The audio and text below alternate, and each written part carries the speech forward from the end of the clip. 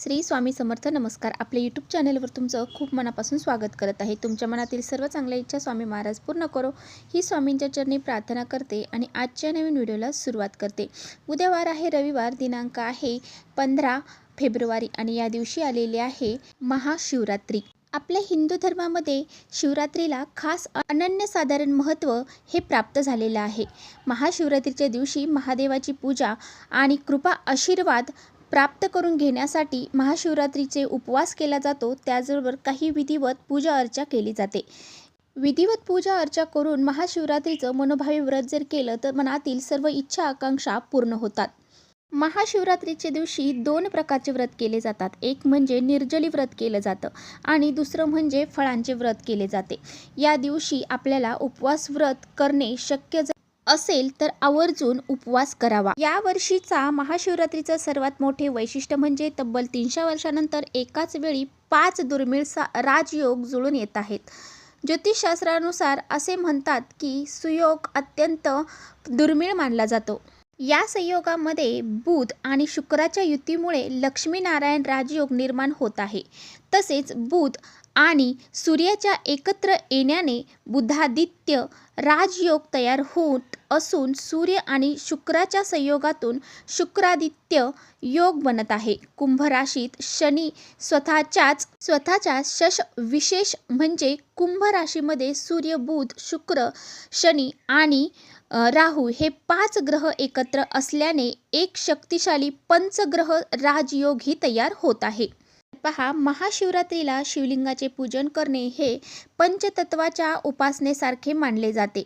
आकाश, वायू, अग्नी, जल आणि पृथ्वी या 5 तत्वांचे प्रतीक असलेल्या शिवलिंगाचा अभिषेक या दिवशी अतिशय शुभ फलदायी ठरतो. भगवान शिवाला प्रसन्न करून घेण्यासाठी भक्तांनी या दिवशी सकाळी स्नान उरकून शिव मंदिरात जाऊन अभिषेक करावा. दही, दूध, तूप, साखर, मध यापासून बनलेल्या पंचामृताचे अभिषेक केल्यास शिवाची विशेष कृपा प्राप्त होते. अनेक भक्त या दिवशी व्रत करतात. रात्रभर जागरण करून ओम नमः शिवाय मंत्राचा जप करतात आणि ध्यान लावून 300 वर्षानंतर आलेला या 5 शुभ योगांच्या प्रभावामुळे या पवित्र रात्री केलेली शिवभक्ती जीवनात सुख, शांती आणि समृद्धी घेऊन येईल अशी श्रद्धा आहे. महाशिवरात्रीच्या या पर्व काळामध्ये माता पार्वती आणि भगवान शिव यांची कृपा आशीर्वाद कृपा दृष्टी आपल्यावरती टिकून राहावी यासाठी वर्षातून एकदाच येणारे या शिवरात्रीचा पर्व काळ पावन काळामध्ये आपल्याला शिव मंदिरातून शिवलिंगावरून ही एक वस्तू जी आहे तर ती घरी घेऊन यायची आहे.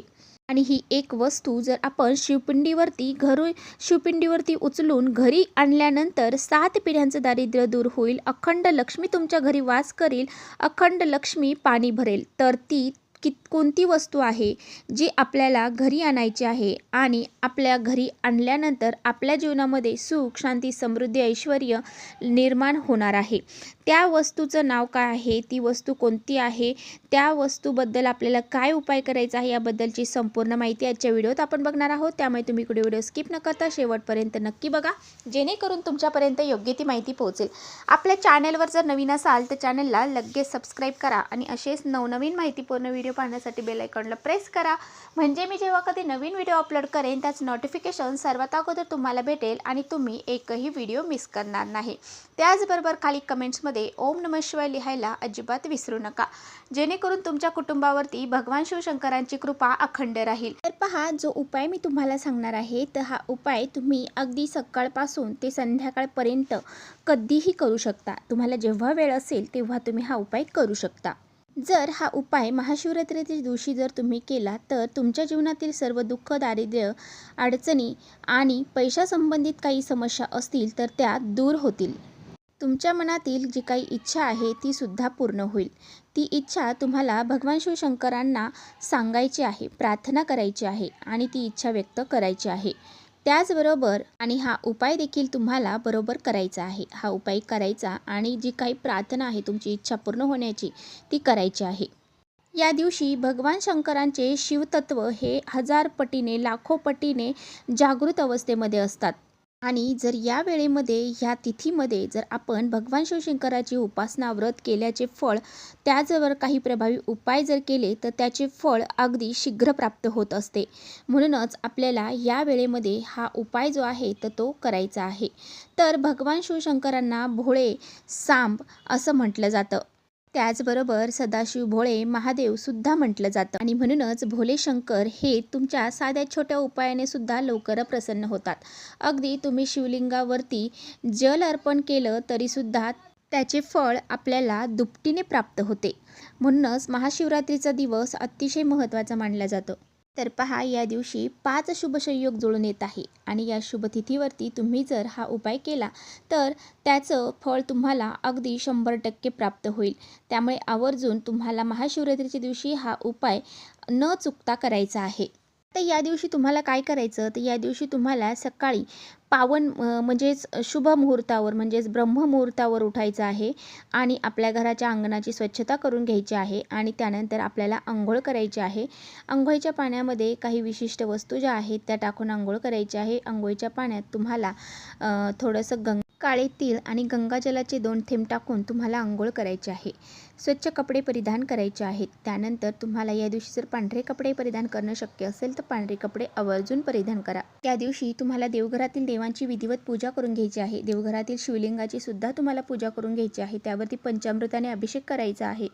शिवलिंगावरती भस्म, पांढरी फुलं, बेलाची पानं, पंचामृत अर्पण करायचं आहे. शिवलिंगाची देखील तुम्हाला विधिवत पूजा करून घ्यायची आहे. धूप अगरबत्ती लावून तुम्हाला वातावरण अगदी प्रसन्न करून घ्यायचं आहे. त्यानंतर शिवमंदिरामध्ये जायचं आहे. शिवमंदिरामध्ये शिवपूजन करण्यासाठी आवश्यक साहित्य तुम्हाला सोबत घेऊन जायचं आहे. त्यामध्ये तुम्हाला बेल, जल, त्याचबरोबर महादेवाची आवडतीची पांढरी फुलं, पंचामृत, साखर, दूध, दही, मध, तांदूळ, जवस, काळे तीळ हे सर्व तुम्हाला घेऊन जायचं आहे. आता मंदिरात तुम्ही गेल्यानंतर तुम्हाला काय करायचं आहे, भगवान शिवशंकरांच्या मंदिरात उत्तरेकडे तोंड करून तुम्हाला बसायचं आहे.